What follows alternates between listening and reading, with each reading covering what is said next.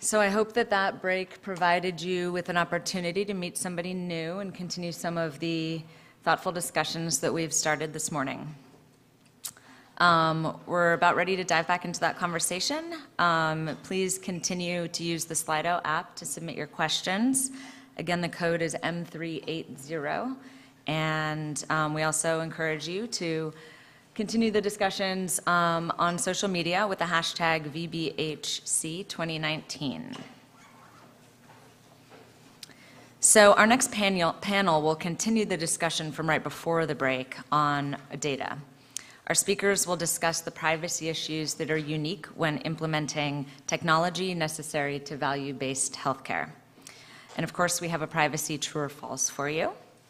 So true or false, the largest health data breach of all time resulted in a settlement of $15 million. Who thinks that's true? False. False? It is false. $16 million. Either way, a lot of money. Okay, with that, I will welcome our panelists. Can we debate that? What happened to Yahoo's value after their data breach? I think it was just the settlement, but Betsy, wherever she is, can debate it with you after our panels. So to welcome our panelists, we have Kathy Blake, Vice President, Healthcare Quality, American Medical Association.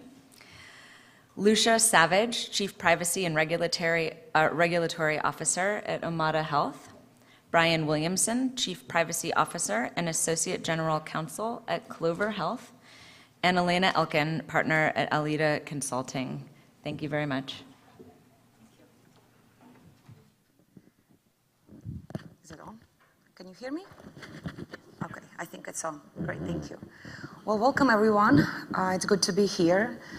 The next panel will talk about technology and healthcare space, and there is no doubt that continuous technological development have saved numerous lives and have advanced the quality of our life.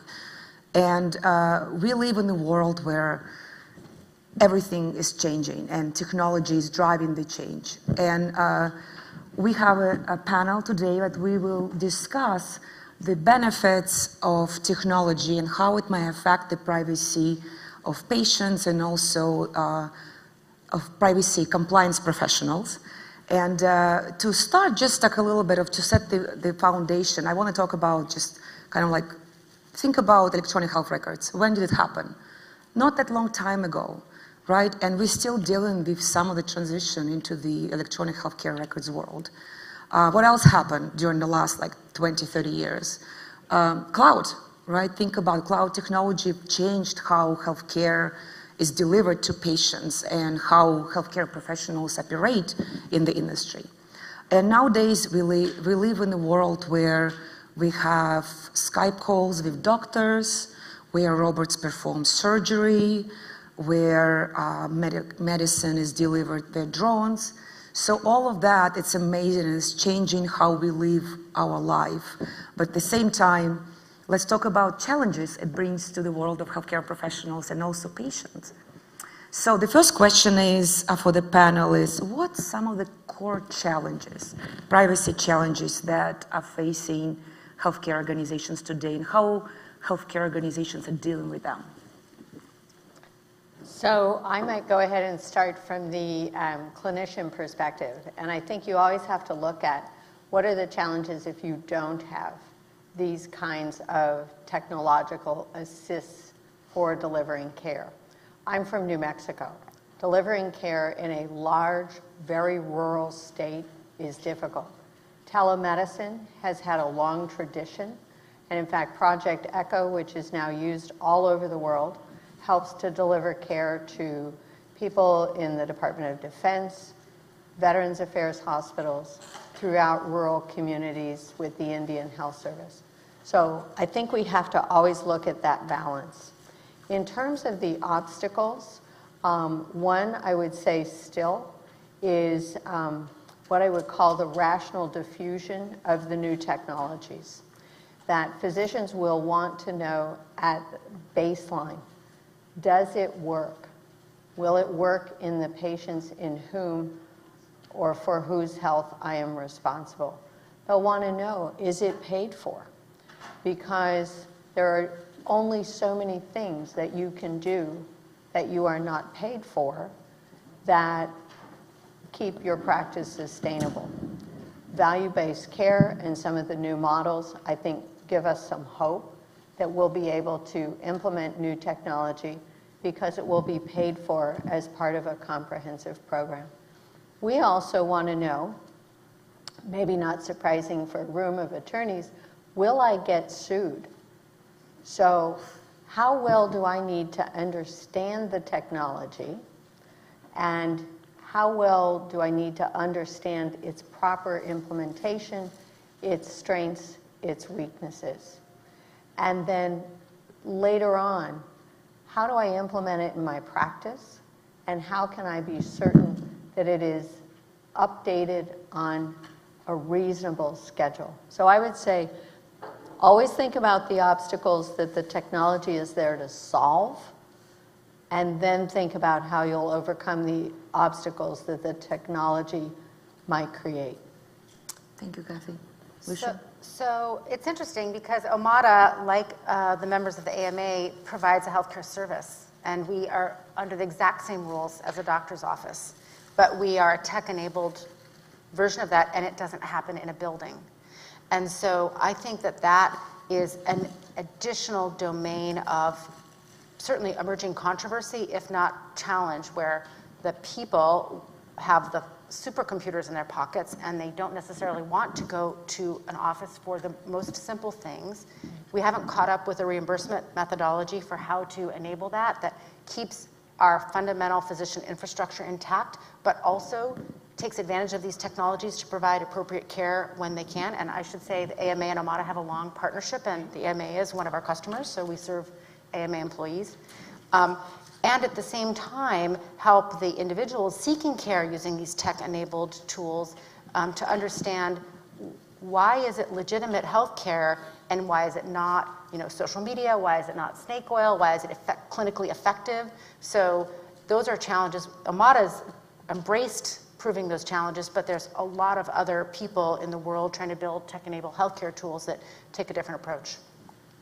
Right. Yeah, and I guess I would just echo what both Kathleen and Lucia said. For us, we're an insurance company that our promise is technology infused into every part of the member's life cycle, as well as the providers. And so to Kathleen's point, our providers are overwhelmed with technology.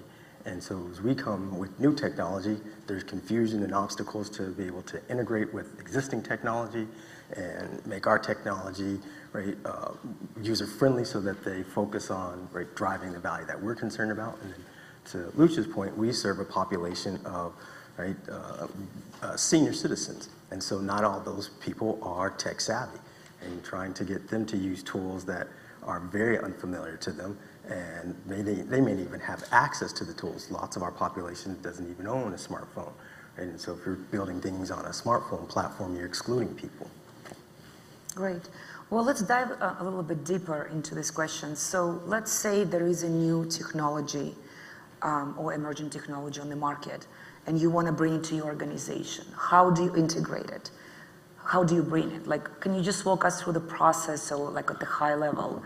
For example, do you conduct a data privacy impact assessment, or do you, conduct a typical risk assessment, privacy assessment, security assessments, and also just thinking about, will I get sued? There is common sense and business sense that needs to be integrated into the process. Can you just talk through that? I'll take a stab. So I'm the privacy officer of a tech-enabled healthcare service organization that's like a doctor's office, and I've spoken to a lot of doctors in my life, and so I want to separate that out. We are fully cloud-based. We have, a whole IT team. We do complete due diligence on any software we're onboarding. We negotiate business associate agreements. We, segment the data. Sort of every modern technique you can imagine is something we're using right now at Omada.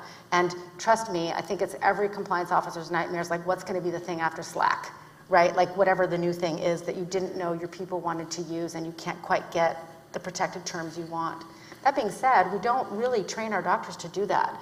And so we have accelerated through the work of ONC and high tech the growth of digital technology in the physicians' offices, but the physicians themselves have to outsource all of that activity. And we want them to be caring for people. I hope I'm not speaking out of turn, but this is what I've heard from doctors. Like, they want somebody who's really expert to help them sort through this.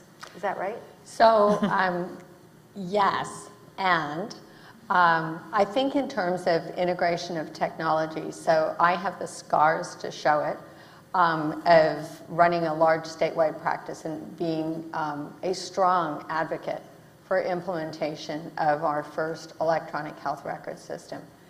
And what we've learned from research that we've done at the American Medical Association is that physicians have actually a very nuanced view about technology. And it is that they want to know, well, ask them the question first.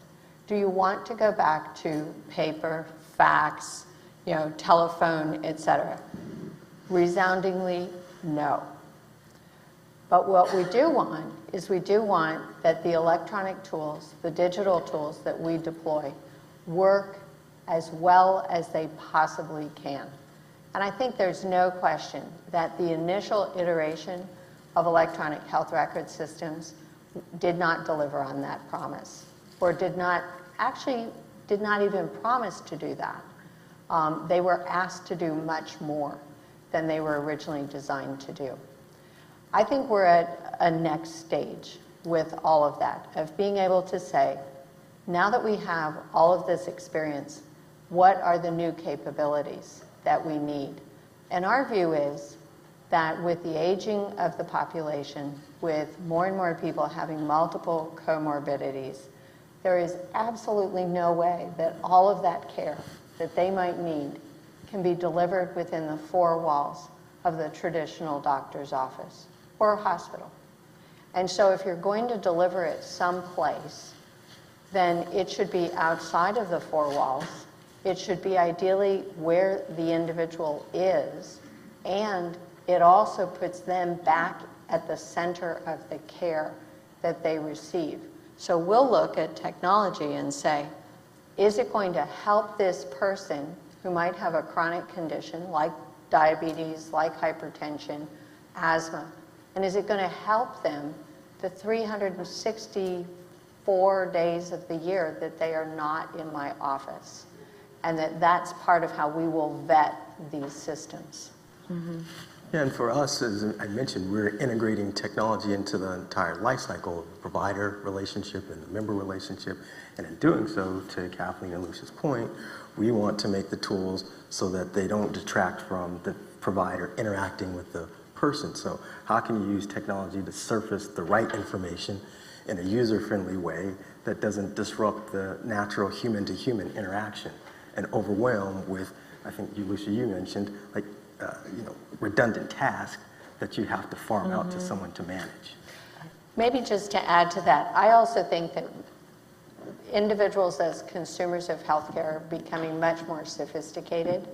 And I know certainly that we read the information about the millennials, and they're not interested, and in fact generally don't need an ongoing, consistent, very meaningful doctor-patient relationship. They want to go in, they want to get their flu shot, they want to get, basic health care, maybe get a strep test done, what have you. Then, with an aging population who might have many conditions, they do want that relationship. So the idea that one size fits all, I think we have to discard that. And we're looking, of course, at evolving the payment system and the coding and billing and all of that to allow technology in a very effective way when it's needed, and to right-size the care for the individual circumstances at that time. If I could just give two examples. So these are both from my own life. At the end of her life, my mother had been cared for in Kaiser, Northern California, and they were a little bit late to the game, but they were earlier than anyone else in creating a very systematic way for me as her caregiver to get my own credential to her record, so that I could see and help her with her care, which is something most people with chronic illnesses want, is they want their helper to be able to know what's going on with as little effort on their part as possible, particularly if there's a health crisis. So that's something that's important security feature to not share credentials, but between 2009, the enactment of high-tech, and it was like 2016 when the earliest adopters started creating this pretty simple way to credential your family, whoever your caregiver was. I have credentials for a bunch of family members. Well, that's because you're the doctor in the family. Yes. And that's credentialing into an EHR to see and feel and interact with traditional healthcare. And then there's the things like that Omada does, or Propeller Health, or dozens of other companies where not only we're outside the building, but we're using the data completely differently. The stack is completely different. So in our platform, an AMA member might enroll in our program. There's a cellular scale. They give us food. Our data science turns through that pretty much in real time to give insights back to the individual or insights to the coach, who's going to take those insights to communicate directly in a personalized and human way. And we wish that was available. I wish that was available to my doctor, that they were getting real-time insights about what's going on with me when I present. Yeah, and I guess I would add to Lucia's point that the technology at every step, people were thinking about how do you infuse compliance and how do you infuse protection of people's rights so that you can facilitate the right sorts of interactions that are helpful and not cumbersome or make things so complicated that you exclude the right sort of interactions that make sense. Yeah, definitely. There are many challenges. Well, let's continue moving forward. We have time moving fast. Let's talk about how moving from fee-based healthcare to value-based healthcare is changing our lives. And to be successful, especially in the world of value-based healthcare, organizations need a lot of data and real-time data. And AI sounds promising. Artificial intelligence is one of the tools that can help organizations to bring a lot of data and conduct analysis on that and research, etc. So let's talk about the world of artificial intelligence and healthcare and how healthcare organizations are using it and what challenges it brings to the healthcare world. Yeah, sure. I think I like to put the context that there's this recent Jason study from 2017 about artificial intelligence and health and healthcare. And the central focus of that study reporting out that it's key, data is key to being able to move forward artificial intelligence in healthcare. However, access to data is one of the biggest obstacles. And so when I think about access, I try to think about sources and things like CMS is doing. They just have released this challenge, the Artificial Intelligent Health Outcomes Challenge. And for participants, they're going to release data through a limited data set. So it doesn't limit who the participants are to being just covered entities, or initiatives like CMS has through Blue Button, where individuals now have some rights to be able to, through their providers or through their insurance companies or other tech companies, be able to share their data, so that these artificial intelligence systems can have access to large data pools. I think it's important to think about it it sort of has concentric circles. So for example, at Omada, we use machine learning and some artificial intelligence every day for the data we collect. And we are a value-based company. For our DPP product, we have to prove an outcome to get paid. And the way we have to prove the outcome is we have to not only analyze the health information, but we have to be willing to take advantage of the HIPAA rules that allow us to defend our claim that we should get paid by sharing that PHI with an insurer or a employer health plan or whoever the other covered entity is. And so I think that, there was recently this HIPAA RFI, and they asked basically how are the HIPAA rules supporting or undermining your ability to provide coordinated care? And our answer was resounding. We built our whole business model around that, and it's fine for us. But other people see those rules in different ways or treat them in different ways. And I think that's something we have to think about. If the gold standard of value is proving an outcome, how do we prove an outcome quickly, efficiently, accurately, without black box algorithms, with due respect for the people in the data that we're using to prove that algorithm, et cetera. But that's a very different problem than the way we might use artificial intelligence to do genetic patterning and drug studies at a larger sort of research level. And I think that in that zone, there's much work to be done about what is a fair sharing of data outside of the actual care of a person that two people are financially responsible for. And so it's important to separate those two things. There's a lot of promise. The All of Us program, of course, is built on the promise of that. But there is much work to be done. And by the way, it's kind of a worldwide issue. It's the dignity of how you treat this data about people in an age of supercomputers is important in almost every country that's thinking about it in the world. So we, meaning the AMA, issued, after adoption by our House of Delegates in June of last year, a set of principles related to AI. And it's our view that AI, some call it artificial intelligence, we have thought of it as augmented intelligence, and it is something where we want it to adhere, shall we say, to certain standards. One's already been mentioned, that the data was properly obtained. What we're also interested in is knowing the characteristics of that population in which it was obtained, because the output from the AI will depend on the population. It might have to do with race, ethnicity, part of the world that you live in, and it may have to do with, for example, how you metabolize a particular drug or what conditions you are susceptible to. We're more comfortable with locked AI, where it is, it can be updated, but that is not a continuous process, because I think we're all still getting comfortable with the idea that there's rapid evolution of these programs, these algorithms. We're following very closely the regulatory scheme that is being developed over time by the Food and Drug Administration, because at its most basic, what physicians look at, what clinicians look at, is what does the label say? And what we are realizing is labels work really well for inert objects or for specific chemical compounds called drugs, so devices and drugs. So here you have something that at its very core is not inert. It is learning, learning, learning. And so our advocacy has been to say, we're supportive of AI. We've been very supportive, for example, of one of the first products approved by FDA, which is a AI algorithm for retinal disease associated with diabetes. But we want to know, what's the label going to say? How will you update me if there is a significant change? And what are the exceptions? And particularly, how sensitive is it? How specific is it? And in which individuals should I apply it? You know, Kathy raises a really good point in bringing the FDA into this conversation, because we're here to talk about privacy, and of course the FDA has literally no jurisdiction over privacy. They just don't regulate it at all.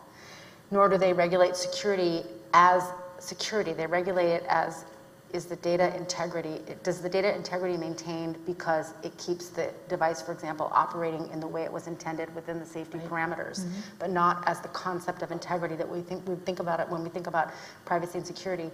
And so what we've been saying at Omada from our sort of startup perspective is these issues are so important that we can't address them from a policy and legal perspective, from a siloed perspective. Like the FDA literally has to talk to OCR, and they have to talk to the states, and the FTC has to get involved so that we converge on a set of principles and hopefully a set of standards that both become understandable to the physicians so that they feel confident interacting with their patients, for the patients whose data is at issue, and for the people trying to build the stuff, whether it's a drug or a device or an algorithm. We want confidence too that we know what we're doing consistent with the law.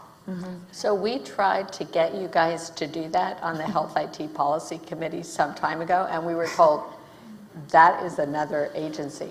But on a different note, with respect to cybersecurity, there is now, and I'm very encouraged by it, an interagency initiative that pulls in, for example, FDA, ONC, Department of Homeland Security, to be able to say cybersecurity threats are real, they affect all of our operations, and so I think it's really a model for future engagement in issues like this. It's also, I know you guys were just having a panel with the OIG about fraud and abuse, and they have an interest in data integrity too. And so one of the things that we've commented to the FDA is, here's the issue of data integrity, and here are all the other agencies that have a piece of that pie or skin in that game. And you should all work together on one data integrity standard, and what the hallmarks of that is, so people can adhere to it. Similar to privacy, whatever. You could sort of tick down the list. You'd think there would be some kind of national coordinator for that. Yeah, you think, but Just to add, Elena, Yeah. the other piece that we think about and I particularly care about is how do you make this trust and bringing together the regulators to address these areas that normal consumers don't really understand yet in a way that when they sign up for it, it's digestible to them. Like, so for us, in our world, we've got to comply with HIPAA, and so there are authorization forms that people sign to allow us to use data. Then there's concepts of consent. And then, if you get two of these things, how are you, if you're a Medicare, aged in person, you're in your 80s, how are you supposed to decipher how both of these and what these forms mean to you about how a company is using your data? And for us to think, there are two privacy scholars, Neil Herzog and Woodrow Herzog, and I'm drawing a blank in the gentleman's name, but trying to make, the notices of privacy practice and informed consent documents honest, right? So that people can have, easy to understand language about, we're going to be honest and use your data in a way that's in your best interest, not just in a 12-page authorization form that hits all the points of the regulation. perfect. This is the question I actually wanted to talk to you. I know we discussed it in the very room. So I want to move to the next technology, blockchain. And we had a very interesting discussion with the panelists in the ready room right before the panel about blockchain in healthcare. And, I actually don't know, I haven't seen any organization, I haven't met any organization in my practice that utilize blockchain in healthcare technology, but blockchain being used outside of fintech.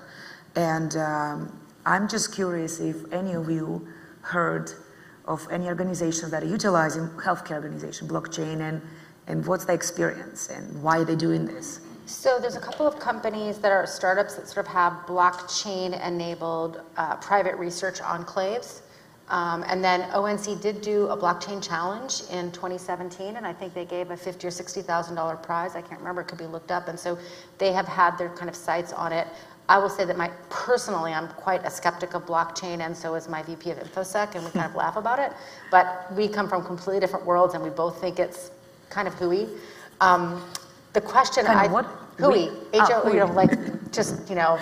it's the latest and greatest shiny penny, and we should really be thinking about more fundamental problems, which is, if we're trying to get to a value-based world and we need to move data to do that, what are the fundamental ways we do that? Is blockchain better than anything that we currently have? And as we're talking in the ready room, is it the same but more expensive, or the same but cheaper than all the technologies we have now? As we add technology to the system, we need to make sure we're not making the system more expensive, so we don't all pay the bill individually. So there's a lot of questions to be asked about blockchain, in my opinion. I would just say that, yes, we are tracking it, but maybe in healthcare in a particularly narrow area. Mark spoke with us earlier about this whole issue of data integrity and about making sure that data is what it says it is and has not been tampered with, or that it is not being used to support a false claim. So I think rather than talking about blockchain as one solution, we're particularly interested in making sure that the data provenance is maintained throughout its life cycle, so that I, the physician in the practice, can rely upon that data. And I can know, for example, that a medical image has not been altered, or that an individual who might want to alter it will know and will be deterred by the fact that their action is recorded for all time. And provenance is a new required criteria for EHR certification under the ONC Notice of Proposed Rulemaking, but not blockchain, not provenance documented by blockchain, just provenance documented under certain HL7 standards that already are on the books. So it's been an issue, provenance, for a long time. Computers were stripping provenance out. You couldn't tell where it came from and who generated it. We need to know that for a lot of things in the healthcare system. And so I'm really happy to see provenance in the new rule. Yeah, thank you. And Kathy, you mentioned data integrity. That's actually one of the things I wanted to ask you. Nowadays, we have multiple systems, devices, players, especially in value-based healthcare. How do you maintain data integrity? Who's responsible for that, especially with multiple providers and multiple players? And how do you deal with this challenge of data integrity and responsibility? So fundamentally, everybody's responsible for it. That for the data that's generated on their premises or in their organization or with their device, then that's the responsible individual. I think that we have to acknowledge that people, particularly those with multiple conditions, will see multiple providers, and that they may not all be on the same electronic health record system. And we are dealing with challenges related to interoperability. I want to sort of put maybe just a bit of a flag down or comment about the whole issue of, so we talk about data integrity, meaning this is the data that was received or was provided by the individual.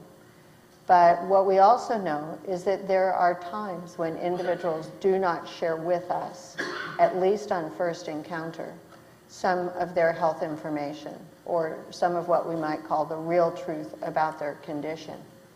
And so there will always be an issue of data integrity being a technical part and data truthfulness being more about a sense of security that it is all right to share that information.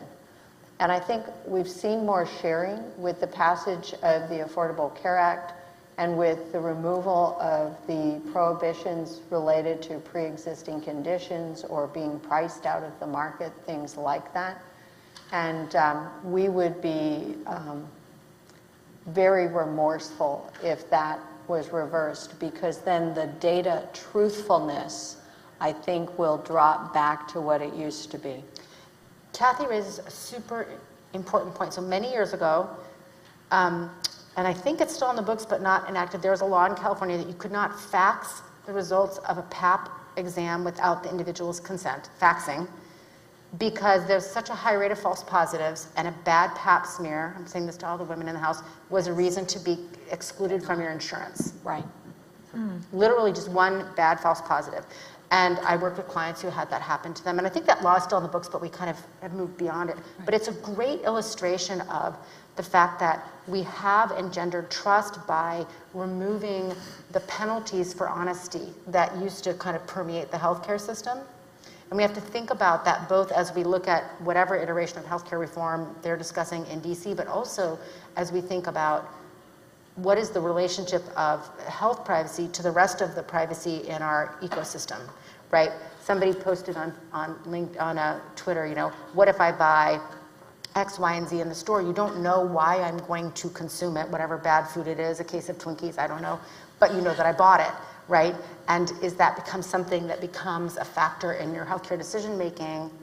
Well, if it could deprive you of insurance, people are definitely going to want to keep that secret. But if they feel like they're going to have their care and their doctor's going to treat them with dignity no matter what, they will trust the system more. Right. Mm-hmm. And integrity is critical to artificial intelligence. If you cannot get good information or good predictive analysis if the data source is not, if you can't maintain the integrity of the data. So for me, from the privacy seat, I work with engineers and the data scientists and think about mapping the data, right? So you can say, here are the data streams, right? We know the frequency of the data streams, we know who has access to the data streams, we have controls for who can take the data out, check it out, and then, you know, there's a way for us to technically think about and visually think about maintaining integrity. Yeah. Do we have time for one more question? Sure. Yeah. So I'm very interested about this topic because we're in California, and how many of you heard of CCPA, the new California law? So the CCPA excludes HIPAA and healthcare organizations from the compliance with CCPA. But there is like some gray areas because healthcare providers, healthcare entities not necessarily have only PHI, right? They have some other data. So in your world, and especially Lucia and Brian, like what are you doing? The CCPA will be effective January 1st if everything goes well. There are like 40 amendments pending still. And enforcement starts July 1st, 2020. So there's still time. What are you doing? Are you waiting? Are you doing something to make sure like you clearly separate your PHI from personal information where the border? So in our model, the people we serve either arrive to us from a group health plan or an insurance company, or they come retail through our door, but we treat our retail product just like retail healthcare. If you walk to the doctor's office and plunk down a check, the doctor would care for you. And because we're just like a doctor's office, all the inbound data from people that are not employees, we treat it exactly the same, and we treat it as all PHI. That said, we took a first look at it. We're kind of waiting to see, like nobody really wants to start a compliance program, especially when there's two of you, for something where there's still 40 amendments pending and there's a lot of stuff to shake out. So I think the really big organizations that don't operate in the healthcare space are probably scrambling, and you can log on to the Senate website and find out how many millions they've spent on the European compliance, and California is going to be something like that because we have an economy about the size of France. That said, I also think, we're looking at other, how does it impact what we do with our employees? We're an all online organization. So there's pieces of it that I think every business in California has to worry about, that even if you are a healthcare business, you have other parts of your business that might be impacted. And so you need to double click on that. And not to scare you, but if you've never heard about it, I would encourage you just take a look and see how it affects you. But if I could just add one more thing. So there's also a new law pending in Washington. It's probably going to pass the end of this month. And so if you're a company like Omada, or I think, even Clover, we are in pretty much every state and territory in the country. We have business in Puerto Rico. We have business in Virgin Islands. And so what happens in Washington impacts us if it doesn't fall into the federal rule. If we have a clinical service that is got specialized state laws on privacy, that impacts how we operate our business. And so going from the grass to the 60,000 foot level, it's a great conversation to be having, which is, do we want to have one rule for everybody, everywhere, like Europe does? Do we want to have our sectoral approach, but with some preemption thrown in?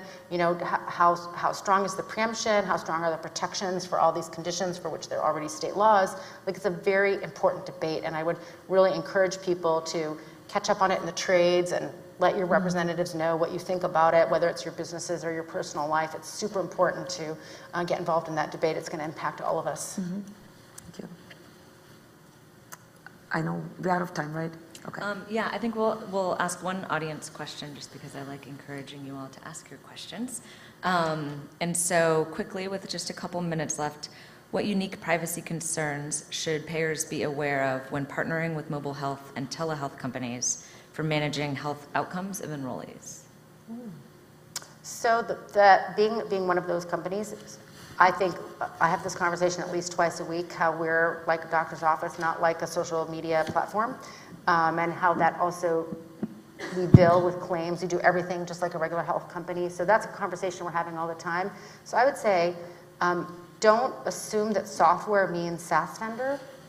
Really look at what the organization is doing. Your people want healthcare, as Kathy described, on the go, in their pockets, in a way that's convenient for them, without having to wait for appointments and have doctors be late and ask for their co-pays back because they waited an hour and they have to get back to work. That's what the people want. So when you're looking at your procurement process, really dig down on what that's all about. I think the only thing else I'd offer is that for some of the technology partnerships I've seen, the consumers we have, the Medicare eligible population, they may be exposed to having to sign on to additional terms and conditions from the technology platforms, and then having to, how do you flag that for people to understand, you're with us, but once you start using these additional applications, right, there are additional privacy policies, additional terms of use. How do I filter through that?